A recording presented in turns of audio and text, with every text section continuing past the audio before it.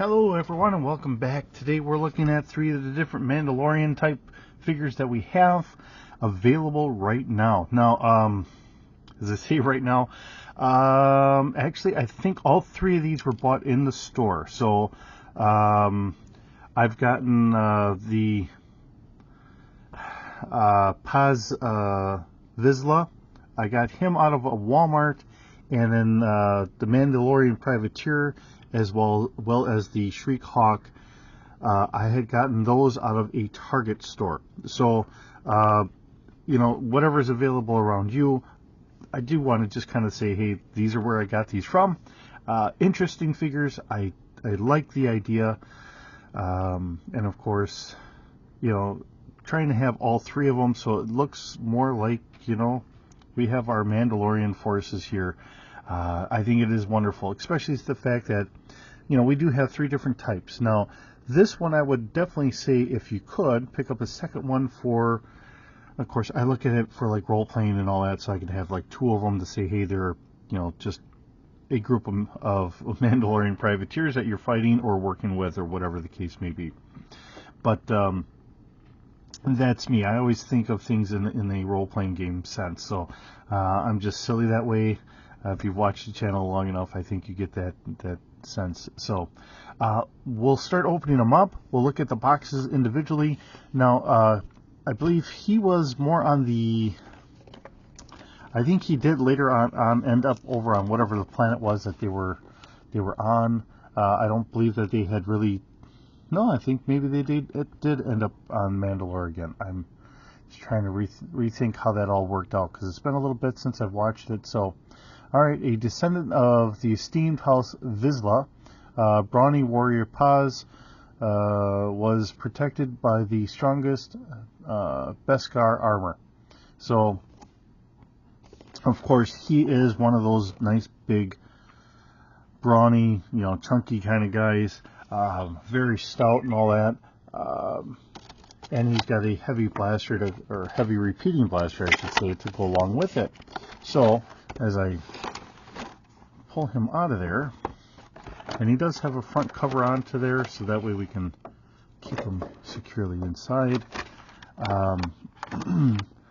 This is a one heck of a gun there, and like I said, this is a heavy repeating blaster. So typically when we were getting these in the 3 3/4 inch figure line, these would be mounted, and that's the mount right there, would be mounted on a tripod, and he's doing this by hand. So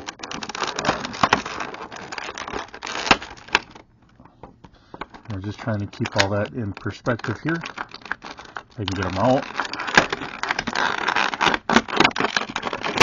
Alright, let me make all that sound just to get them out of here. Now, I did find my stands here. So these are stands I picked up from Amazon. They remind me of the old G.I. Joe stands, which is really what I was kind of going for. I guess that'll work perfectly. He's got holes right here in the front, and they do look a little smaller. So this almost works out perfectly here. To be able to get him to stand here as we get to see what he's all got. So, being a bigger figure, looking him over in that, I don't know what we're all going to get. He does have the double knee joint here. He's going to have our standard ankle, so if I take him off here.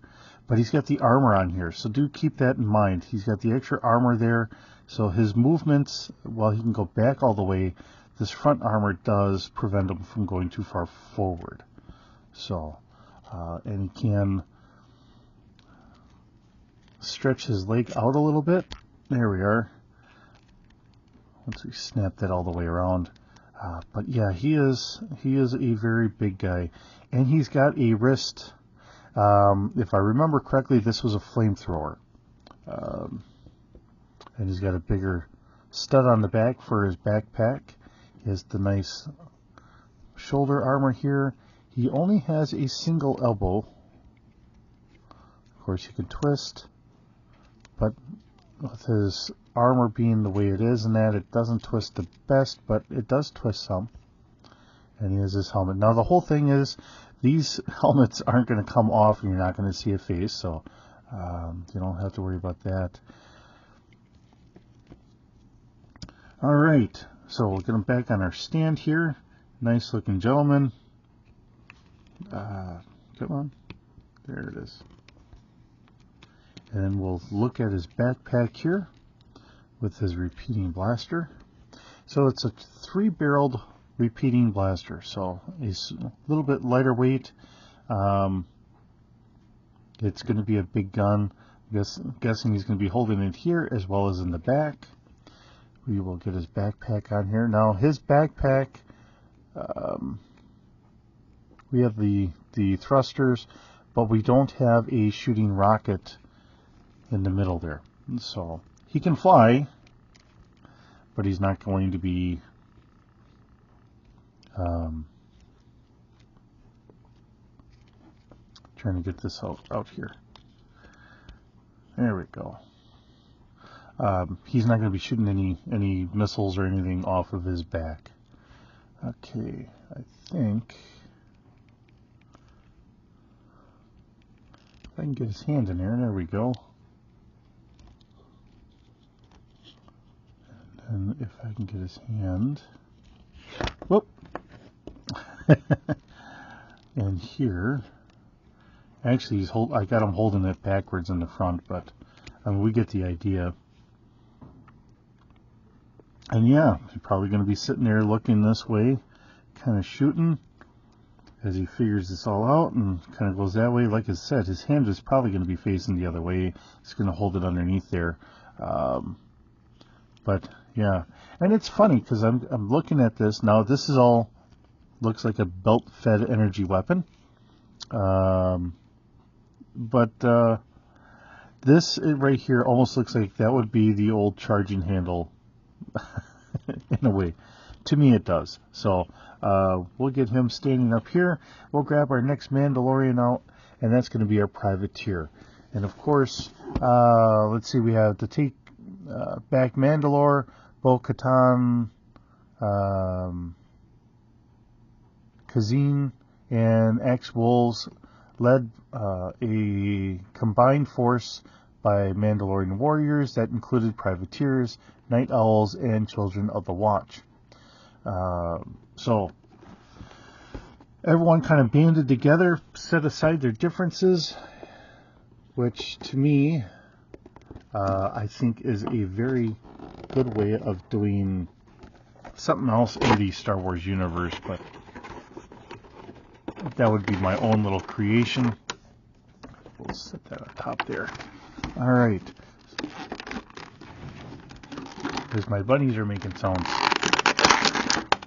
You got one of them that wants to keep rearranging her cage. She's moving a potty box around. She's being a silly young lady. Alright. So, this being our kind of standard Mandalorian for the time.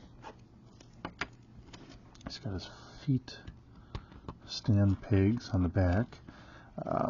So he is, you know, the nice basic size, standard size, I should really say. Not as beefy as what we have with Paz there. Alright. Nice looking armor, nice chest pieces and all that. And of course, we'll have our standard joints here.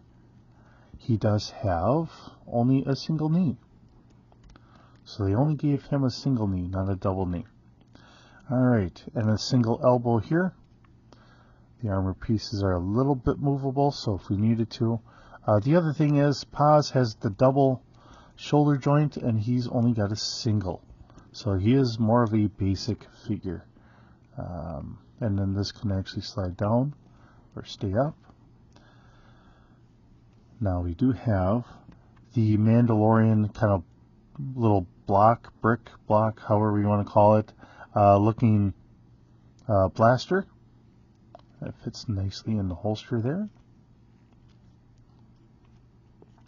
Now we do have something here. I don't know what these are on the outside. I don't know if that's for connecting to something or something else. I really don't know. Of course, we do have our movable thigh joint. I can twist him a little bit, but he doesn't seem to want to really twist all that much. Might just be something that would have to get loosened up. Of course, it probably won't happen because he'll probably just stay standing there. Now, I did notice this missile does come out of there. So, small missile to launch with his jetpack, and his jetpack has 3 different connectors here. So that leads me to guess someone was thinking of us adult children here, and I will say it that way because I think someone's going to want to try and have them flying like this, and they wanted that anchored a little bit more so that way we could do it. So with the way this is connected, having 3 different connectors there, I think you're going to have that ability. I think that'll look really wonderful, especially if you had a couple of these guys and you have them all kind of doing that. So and these stands are working out pretty good, so I'm kind of happy with those. They weren't overly expensive. I did grab a bunch because I do have a bunch of figures. Now I just have to find some place to actually go with putting them. Alright, so Mandalorian Shriek-Hawk. The Shriek-Hawk are a team of Mandalorian specialists skilled in jetpack operations as well as scouting and rescue missions. So this, again, being a different group, if you wanted to pick up multiples, it would make some sense. I've only got one. That's all I've ever found. I will admit I did find a second privateer. They did have 2 of them. Actually, I think they had 3, so I left one. And without the stand, he doesn't want to stand upright. Come on, stand, please. There. Okay.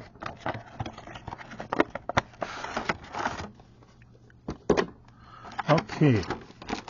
So, look at his weapon sets here.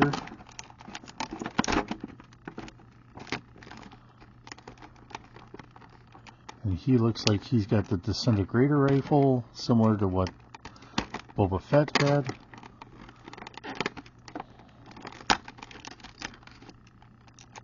At least that's the way I kind of term it, because when Darth Vader looks at him, it says, and no disintegrations. I'm guessing that this rifle itself is a disintegration rifle. Although, looking at it,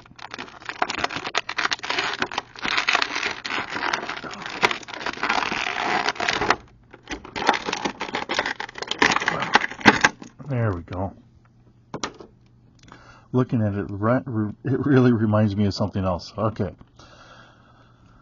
So, we have a lot of the same things here going on, except he's got our nice kind of...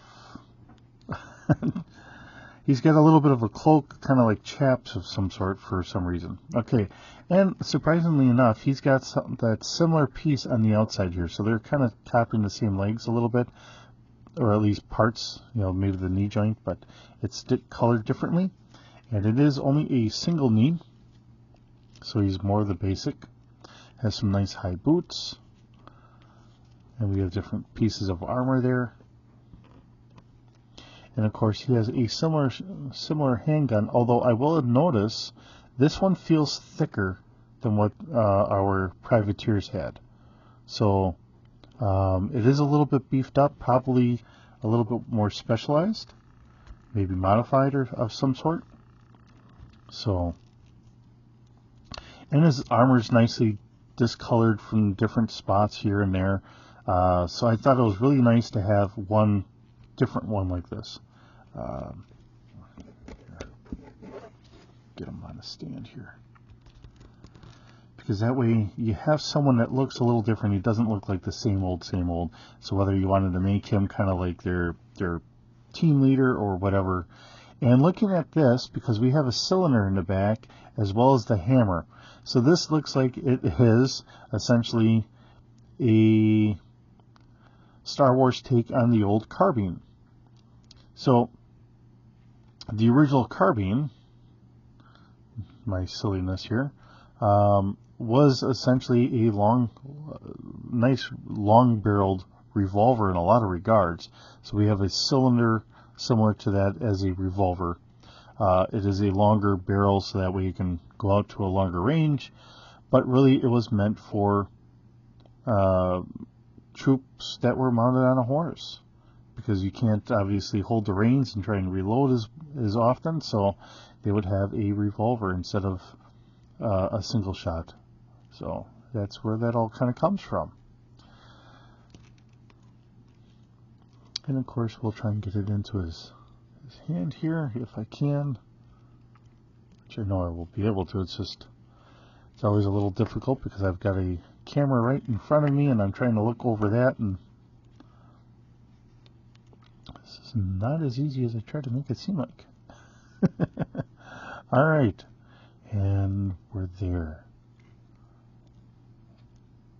I think we have his trigger finger there. No, his trigger finger is out yet.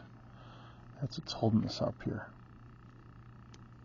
If I can get just under the trigger finger, that would be a lot better, but I think we're just going to leave it be for now. Okay.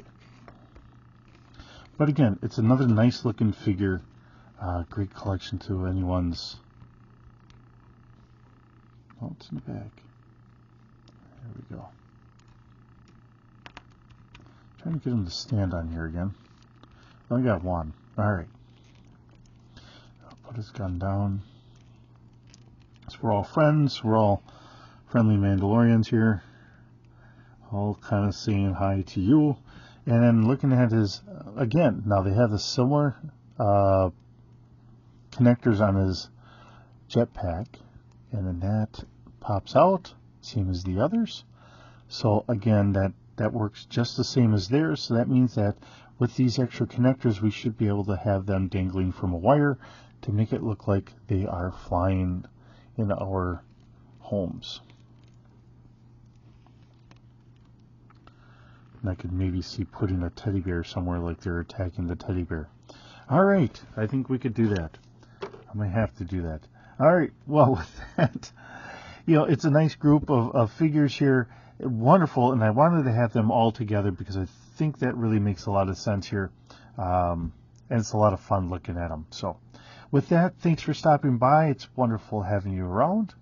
Hope you have a wonderful day, and we'll see you in the next video.